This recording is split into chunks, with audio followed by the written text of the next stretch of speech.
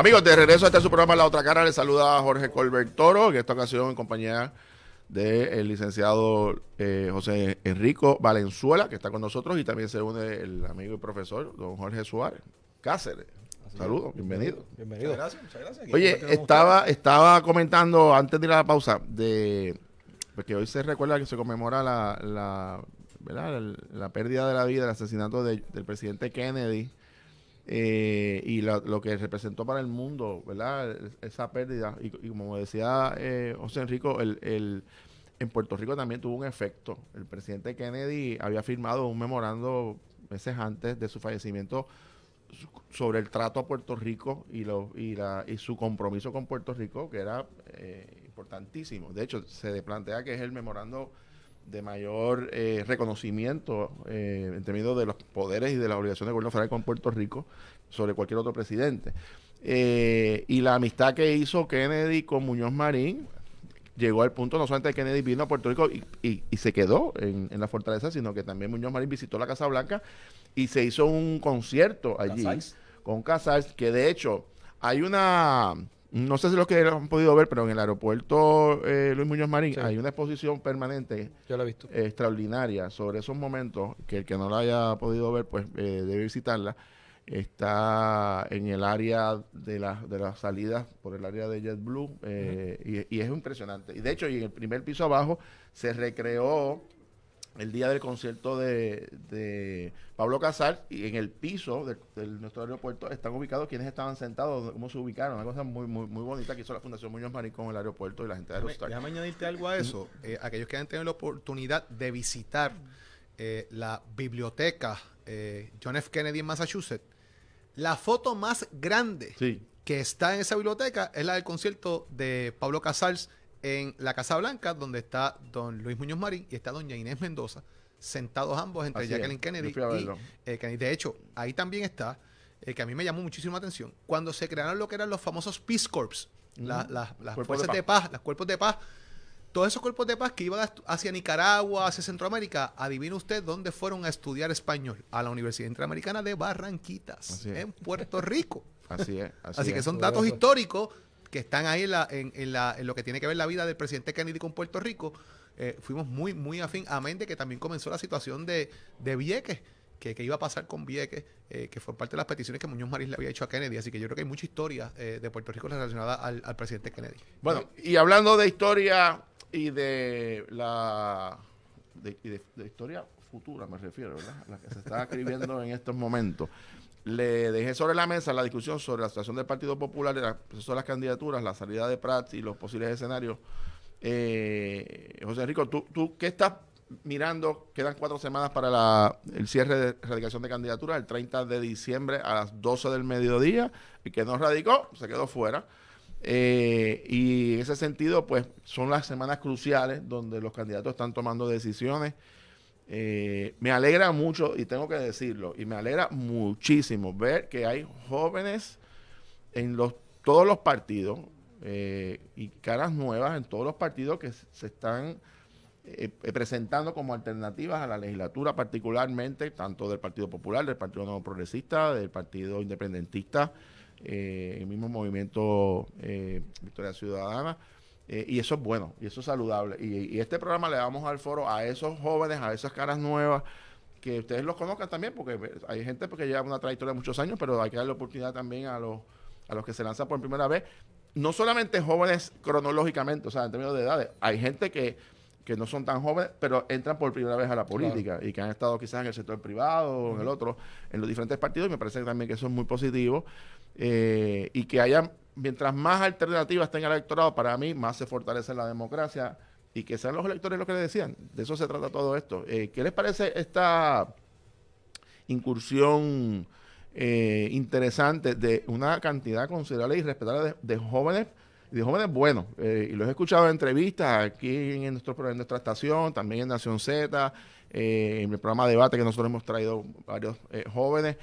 Se ve que hay una generación bien comprometida, que no se quedó únicamente en el tema del verano de 2019, de protestar y demás, sino que están conscientes que hay una agenda que tienen que continuar impulsando, y quizás no todos, ¿verdad? Pero gran parte de ellos ha decidido que al quererle servir a su país a través de los cargos electivos, pues mira, es otra ruta también de acción positiva. Definitivo, mire, no tan solo porque el hecho de que sean jóvenes o que nunca han estado en la política y ahora sí están entrando, sino que lo bueno que tiene todo esto es que son perspectivas de personas que han vivido situaciones que jamás habíamos vivido en Puerto Rico y que eso los ha marcado. Me refiero a lo que ocurrió con el huracán María, lo que ha ocurrido con la crisis fiscal y la misma depresión económica que estamos viviendo. Y eso, pues ciertamente hace que sea una generación más sensible y que se supone también que vea las cosas con una perspectiva de solucionar con no promesas, sino con efectos concretos y propuestas concretas. Y me parece que independientemente de qué partido sean, y aunque podamos diferir de algunos de ellos por la situación de que pues tienen su ideología, muchos de ellos, y están canalizando sus candidaturas a través de otros partidos o independientes, hay que darles la oportunidad porque al final del día vamos a coincidir todos en que por lo que hemos vivido y lo que hemos pasado en este país y los que hemos tenido la oportunidad de quedarnos, pues queremos tener un mejor Puerto Rico y para ello esa generación me parece que al ser más susceptible y haber tenido que vivir tantas crudezas, va a transmitir situaciones y soluciones concretas al electorado de salir electo y eso también va a darle aires nuevos a la democracia porque realmente con lo que ya hemos tenido y muchos políticos que se han convertido de carrera, pues ya eso también en el electorado ya no es favorable. Jorge Suárez. Dentro de todo el proceso, siempre he utilizado una frase que se llama, ¿verdad? Que no se trata de edad, se trata de capacidad. Y los jóvenes en Puerto Rico han estado estudiando, preparándose y han adquirido lo que se llama obviamente este proceso de capacidad a través de las vivencias. El verano del 19 marcó una generación en el país. Yo creo que ahora todo es antes del verano del 19 o después del verano del 19. Y esa continuidad a que hacía referencia el compañero profesor Jorge Colbert es bien, bien importante dentro de este proceso. Yo, que tuve la oportunidad de haber estado en la legislatura de Puerto Rico a mis 30 años de edad, significaba marcar una generación que llegaba a la legislatura porque allá había gente que tenía 20 años como servidor público. Así que prácticamente yo no había nacido cuando esas personas habían sido electas también.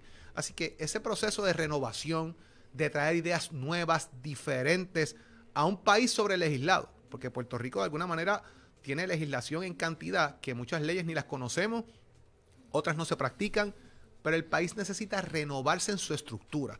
Estas nuevas ideas, esta nueva forma de ver la política, esta nueva forma de establecer que podemos ser diferentes y correr contra lo ya establecido, o los movimientos anti-establishments, que son estos nuevos partidos emergentes en Puerto Rico. Ahí tienes Victoria Ciudadana. El Partido Independentista está nutriendo de alguna manera gente joven para que ya la crítica constante del juego de las sillas se acabe.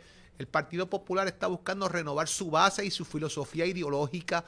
El Partido No Progresista está buscando cómo nutrirse de gente diferente que pueda adelantar sus causas y eso es bien importante para lo que es la democracia puertorriqueña y se refleja de paso en los Estados Unidos en figuras como Bernie Sanders, que aunque es una persona mayor, se nutre de un electorado joven por su forma de pensar y eso ayuda también a que pueda tener seguidores que piensen como él y nutrir su mensaje de personas de diferentes ideologías o corrientes políticas en los Estados Unidos. Tú sabes que en esto de correr por primera vez y que ahora se enfrentan muchos de estos candidatos, no es fácil. Y yo estaba recordando cuando ustedes están hablando ahora, la primera vez que yo corrí para el Senado en la elección del 2000, cuando Sila Calderón gana la gobernación, pues yo recuerdo que voy a la primera actividad que era en el barrio Castañer en Lares. Claro, que querían ser municipio independiente. O sea, yo no sé si los amigos que me están escuchando, radioescuchas y televidentes, saben dónde queda el poblado Castañer, que es el nombre correcto. Bien lejos. Es bien lejos. O sea, es más, o sea, es bien lejos. Yo creo que es el sitio más lejos de todo Puerto Rico. O sea, pero bien lejos, cuando digo bien lejos, que tú llegas a Lares y te faltan como 40 minutos más para llegar. O sea, es bien lejos. Y yo fui, saludos a la gente bien buena. Y yo me recuerdo que en ese momento yo tenía una guaguita, yo iba solo, una guaguita que yo tenía, y cayó un aguacero, desde que yo arranqué, me fui por el norte, cayó un aguacero, pero una cosa, no paró de llover hasta que yo llegué. Y de hecho, llego a la actividad, que era un meeting, después de no sé cuántas horas, me dio un aguacero. Yo iba como yo que guío lento, y tú, Jorge lo sabes, imagínate con lluvia, yo iba como a 15 millas hasta allá arriba. Y cuando yo llego y me bajo, y voy a caminar a la tarima para saludar, era la primera actividad que tenía, y la primera que iba a hablar en público. Me dice la persona que está a cargo de la tarima, me dice, saludos, sí, usted es el Colbert, el candidato, sí, qué bueno, pero ¿sabe lo que pasa? Que es que en esta actividad solamente hablan los incumbentes. Entonces yo digo, ¿qué? Yo vengo de San Juan, me está aguacero, y aquí no se puede hablar. Y dice, no, solamente hablan los incumbentes, esas son las reglas. Y yo, ¿quién puso esas reglas? Y me dice, pues nadie sabía, no había autor, tú sabes. Y yo digo, ¿pero con quién? ¿Pero cómo es esto si yo vengo de San Juan después de 3 horas de llegar aquí? Y me dice, pues yo lo lamento, pero solamente hablan los incumbentes. Entonces yo empiezo a averiguar y me entero que estaba caminando por ahí Tony Fajar Zamora, y voy para donde Tony con la queja. Mira, Tony. Y Tony fue y finalmente abogó allí. Abogó allí, me puse un saludito ahí como de 2 minutos. Pues tú sabes que después de esa elección, cuando yo llegué a la Secretaría General del Partido Popular, varios años después, mi primera acción como secretario general fue prohibir eso. Sí. O sea, todo el mundo tiene derecho a hablar. ¿Cómo es eso que hablando más que los incumbentes o el que...? No. Y pusimos unas reglas para los procesos internos del partido, que todos los candidatos certificados tenían que tener igualdad de condiciones, igualdad de participación en los comités de propaganda. O sea, que es la lógica. Y muchos de estos jóvenes que empiezan ahora por primera vez se encuentran a veces que inclusive dentro de los partidos hay resistencia. La hay. Así que no todo es, ¿verdad? Pitch and cream, como decimos. Tienen que fajarse.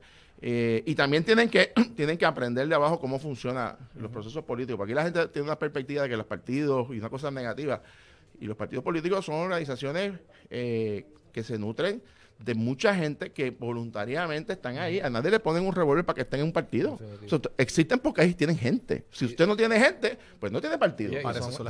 Y son horas de trabajo voluntarios. Así es. Están horas largas. O sea, esto no es...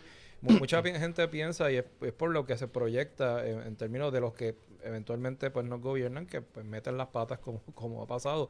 Pero de ahí a tú decir que todos los partidos son malos y que todos sus miembros que están ahí, los que están trabajando en la base lo son, pues realmente no lo es, porque es un mecanismo como si, por ejemplo, fuera un equipo de baloncesto o un equipo de béisbol, que todos tienen que trabajar para poder ganar y obviamente adelantar también las causas sociales. Tú sabes que cuando yo tenía 14 años, yo fui a donde mi papá a decirle que yo quería trabajar en el Partido Popular, pues me gustaba la política y demás. Y mi papá me dice, ¿tú quieres pedir al Partido Popular? Y yo, sí, yo quiero ir allí a trabajar en el comité. Mi papá me dijo, no, el comité no. Y llamó a don, bendito que en paz descanse, don Redé San Fiorenzo, que era uno de los líderes importantes del Partido Popular. Y eso fue un viernes. Y al otro día a mí me citan a las 7:30 de la mañana en la luz de la 65 de Infantería a coger chavos con lata hasta las 2:30 de la tarde. Yo llegué a mi casa con una insolación. ¿Tú sabes? Entonces, ¿Que querías partido? No, papi me dice, pues quería trabajar por el Partido Popular, pues empieza recogiendo chavos las luces para que aprenda. Tiene que sudar la pava. Pero mira, yo llegué con una insolación, yo hinchado hacia mi casa. Pero tienes que aprender y después funciona el colegio. Después, o sea, en los partidos hay gente, como tú bien señalas, y sobre todo en el grupo electoral, que la gente se olvida, pero o sea, aquí los funcionarios electorales son los que están defendiendo la democracia de ese país. Y a veces la gente se escribe despectivamente como si eso fuese, oye, esos son los custodios de la democracia, los que cuidan su voto. No, y trabaja en un colegio electoral del partido que sea o independiente y va a pasar hambre, calor, malos ratos, allí pasa de todo. Y por eso también, como tú señalas, son los custodios y se llegan a consensos, inclusive cuando hay situaciones de recusación y otras más dentro del propio colegio electoral, porque es otra dinámica. O sea, aquí lo que se busca es que se cuenten los votos, no que se invaliden los votos. Exacto. Oye, validarlo. Oye, añado algo rápido, ¿verdad? Aparte de saludar a Bengoche allá en Castañeda, al lado, un caficultor que sé que está escuchando. Añado un dato. Aquí hay una persona que está corriendo para la gobernación ahora, que dijo el cuatrienio pasado que estaba en contra de las maquinarias políticas y de los partidos políticos, pero ahora corre por la gobernación bajo la insignia de un partido político. Eso demuestra la importancia de que los partidos políticos en Puerto Rico son una maquinaria que ayudan a aglutinar pensamientos, unir voluntades para crear programas de gobierno. La compañera licenciada Alexandra Lúgaro había dicho que los partidos políticos era lo peor que existía. Hoy, bajo su insignia del movimiento Victoria Ciudadana, es candidata a la gobernación. Así que eso refleja, obviamente, la importancia de los partidos políticos cuando vamos a la historia de aquellos debates donde renegaba la partidocracia, que era el término que ella utilizaba. aquí está la importancia de los partidos políticos en Puerto Rico. Y para poder adelantar también política pública, porque por eso también le colocaron a varios candidatos de Cámara y Senado, porque si no, no se aprueba nada dentro de lo que es su plataforma de partido. No me quiero, no quiero terminar este segmento sin que hablemos unos minutos de la situación del presidente Donald Trump. El proceso de residenciamiento en la Cámara de Representantes Federal ha cogido un giro bastante fuerte en los últimos 2 días. Y un poco para poner en contexto, y el licenciado José Rico Valenzuela y Jorge Suárez conocen bien sobre este tema, y por eso quería dialogar con ustedes. Explicarles primero cuál es el proceso, cuál es el juicio político que se está dando en Estados Unidos, que es diferente en términos constitucionales al de Puerto Rico. Me explico. El proceso de residenciamiento es un juicio político que comienza en la Cámara de Representantes por una votación mayoritaria de los miembros y que pediría la separación del cargo, en el caso del presidente, cuando se apruebe y pase al Senado, tendría que haber al menos 2/3 partes del Senado. En Puerto Rico no es así. En Puerto Rico requeriría 2/3 partes en la Cámara y 3/4 partes en el Senado para separar al gobernador, en este caso, desde su cargo, que no pasó el verano pasado. Y en el caso del presidente Trump, que comenzó como parte de, ha dado muchos giros, empezó primero con la cosa de Rusia, después vino una investigación de un fiscal especial independiente, no hubo evidencia contra el presidente, la Cámara comienza a citar testigos, aparentemente porque el presidente Trump condicionó una ayuda a Ucrania para que investigaran a su posible rival Joe Biden, el vicepresidente Biden. Y esto ha desatado toda una situación complicada donde ayer la representante del propio presidente Trump o asesora en asuntos de Rusia testifica que en efecto hubo esa petición.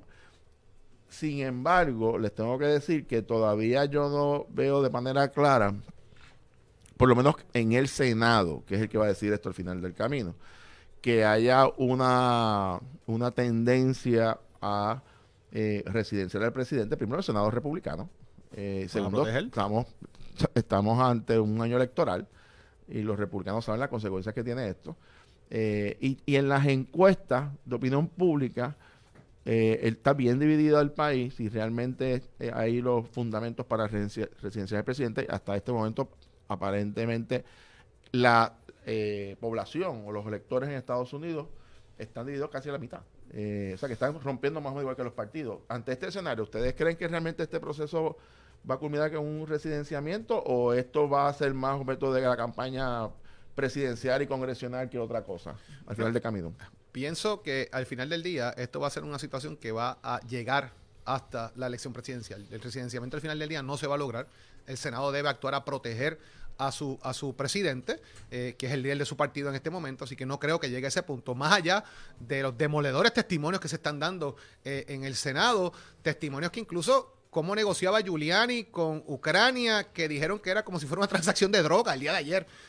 La realidad es que llama demasiado la atención lo que se está dando, y más aún, y traigo un dato curioso, mientras los testimonios se están dando, el presidente Trump está tuiteando sobre lo que está diciendo la persona que está deponiendo, y en el Senado los propios legisladores leen los tweets y le hacen referencia a la persona que está deponiendo sobre los testimonios del presidente para contradecirlo. Creo que se va a convertir al final del día en un asunto más mediático que procesal, y al final del día no va a llegar a un residenciamiento más allá de dividir más la opinión pública a favor o en contra del propio presidente Donald Trump. Ayer el embajador de Estados Unidos ante la Unión Europea, Gordon Sondland, fue bien categórico y específico en lo que se llama el quid pro quo, que es una palabra en latín que significa en español, en palabras sencillas, yo te doy algo a cambio de otra cosa.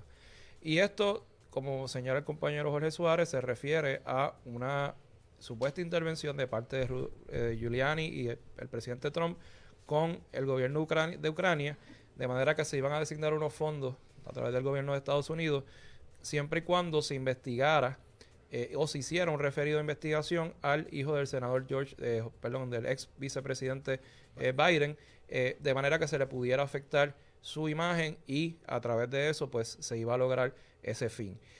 Eso a todas luces es extorsión y obviamente soborno, así que yo realmente no entiendo ni veo por qué la Cámara finalmente no ordena el referido y se aprueba ya el proceso de residenciamiento en la Cámara y por qué el Senado no va a actuar sobre ello, y si lo va a hacer, lo que va a hacer también va a ser retrasar el proceso y defender al señor presidente Donald Trump, cuando la prueba aquí es clara y no hay que ir a un tribunal para demostrarlo, porque es un proceso de residenciamiento que el quantum de prueba es simplemente prueba clara, robusta y convincente, que nada más y nada menos se tiene que demostrar de que hay una probabilidad de demostrar algo. Y en este sentido, aunque digan que lo que han planteado el señor Gordon Sondland, ex embajador de Estados Unidos ante la Unión Europea, es prueba de referencia, ciertamente no lo es, si lo vamos a ubicar dentro del proceso político, porque el proceso político no es un tribunal de derecho, ni hay que probar más allá de dudas razonables.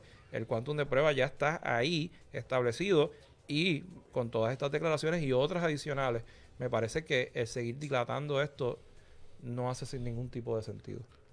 ¿Tú piensas que va a haber una votación? Bueno, lo que sabemos hasta ahora es que la Cámara se apresta a votar probablemente para final de año. Quizás lo que leí ayer es que están planificando unos días antes del día de Navidad, de manera de salir esto de la Cámara y mandarlo para el Senado en enero. Y que se muera allí. Y allá el Senado pues que haga lo que tenga que hacer. Eso es más o menos lo que puedo concluir ayer.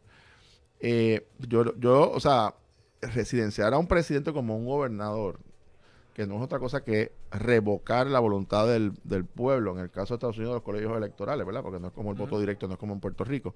Pero aún así, es revocar, ¿verdad? La expresión democrática. Tiene que ser una cosa bien extraordinaria y contundente, ¿no? Y yo todavía no veo, por lo menos hasta ahora, quizás los testimonios de ayer fueron los más fuertes de todos, sumamente complicados porque son sus propios asesores. Quizás la ficha que aquí falta del rompecabezas es el famoso testigo, que está protegido, lo que se llama el whistleblower, que es una persona que está testificando bajo un acuerdo de protección, que no ha testificado públicamente, y aparentemente es una persona de alto nivel, y ese podría ser aquí el jaque mate si finalmente se da eso. ¿Tú crees que eso es muy probable que ocurra? Yo entiendo que no va a ocurrir, y me refiero a que si lo comparamos con lo que ocurrió con Nixon en la época de los 70 y Watergate, todo ese proceso de extorsión que se dio y de investigación a la sede del Partido Demócrata en aquel entonces fue dentro de Estados Unidos, doméstico, y ahí sí tú tienes el poder legislativo, judicial, de todas formas y maneras para que se pueda divulgar y sacar la verdad finalmente. Pero cuando estamos hablando de países extranjeros, es bien difícil, por no decir imposible, tú poder conseguir un testimonio del presidente de Ucrania. Y ahí pues me parece que el smoking gun, como llaman los estadounidenses, que es la pistola que finalmente tiene el dedo en el gatillo para que la cosa ocurra, pues no está en esta situación. Y me parece que judicialmente hablando y legalmente, en términos generales, va a ser bien difícil poder conseguir ese testimonio. Bueno, gracias a ambos por haber estado con nosotros. Tienen una cita para regresar próximamente para continuar los diálogos. El domingo a las 7 debate. Vamos a estar discutiendo varios temas y vamos a comenzar un ciclo de entrevistas en este programa de La Otra Cara, para que conozcan a los nuevos candidatos que están surgiendo de todos los partidos. Le vamos a dar espacio aquí a todo el mundo, a los nuevos y no tan nuevos también. Pero lo más importante es que vengan preparados, porque le vamos a hacer preguntas de cuáles son sus propuestas, cómo las van a hacer, cómo las van a financiar, de manera que sea la forma correcta de hacer la propuesta. Así que gracias, Amo, por haber estado con nosotros. Me despido hasta el próximo lunes, no sin antes dándole las gracias a nuestro buen amigo, a José Robert, la Alta Peluquería, el 787-426-0249, que es el que le da la atención aquí a todos los talentos de Nación Z y aquí en Mega TV. Gracias, muchachos, por haber estado con nosotros. Regresamos el lunes a las 6 a 9, de 6 de la mañana a 9 de la mañana en Nación Z, y nosotros de 9 a 10 en La Otra Cara, y este domingo a las 7, programa Debate. Que pasen buen fin de semana. Saludos.